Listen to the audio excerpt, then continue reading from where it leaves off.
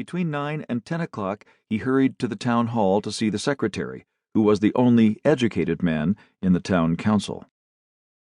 "Vladimir Stepanich, what's this new fashion?" he said, bending down to the secretary's ear. "People have been stealing, but how do I come in? What has it to do with me, my dear fellow?" he whispered. "There has been a search at my house last night, upon my word. Have they gone crazy? Why touch me?"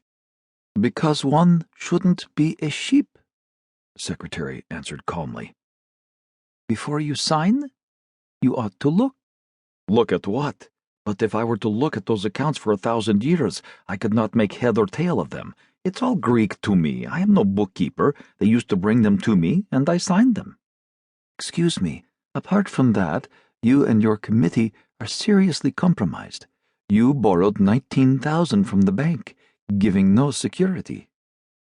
"Lord have mercy upon us!" cried Avdeyev in amazement. "I am not the only one in debt to the bank. The whole town owes it money. I pay the interest, and I shall repay the debt. What next? And besides, to tell the honest truth, it wasn't I myself borrowed the money. Pyotr Semyonich forced it upon me. 'Take it,' he said. 'Take it. If you don't take it,' he said, 'it means you don't trust us and fight shy of us. You take it,' he said, 'and build your father a mill.' So I took it." "Well, you see, none but children or sheep can reason like that. In any case, senor, you need not be anxious. You can't escape trial, of course, but you are sure to be acquitted."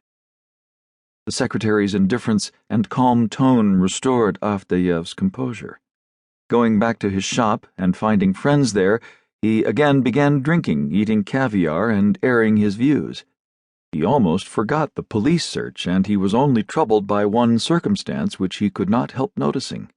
His left leg was strangely numb, and his stomach, for some reason, refused to do its work. That evening, destiny dealt another overwhelming blow at Avdeyev. At an extraordinary meeting of the town council, all members who were on the staff of the bank, Avdeyev among them, were asked to resign on the ground that they were charged with a criminal offense. In the morning, he received a request to give up immediately his duties as churchwarden. After that, Avdeyev lost count of the blows dealt him by fate, and strange, unprecedented days flitted rapidly by, one after another, and every day brought some new, unexpected surprise.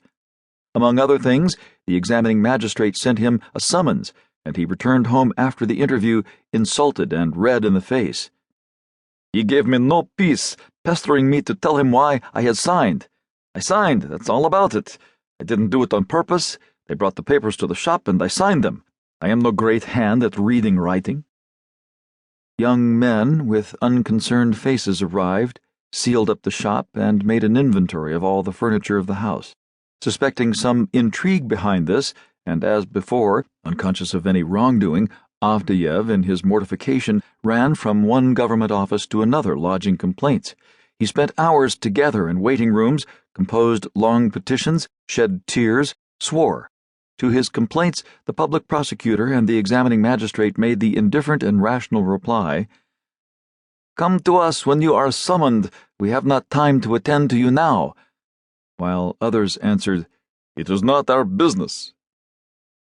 The secretary, an educated man who, Avdeyev thought, might have helped him, merely shrugged his shoulders and said, "It's your own fault. You shouldn't have been the sheep."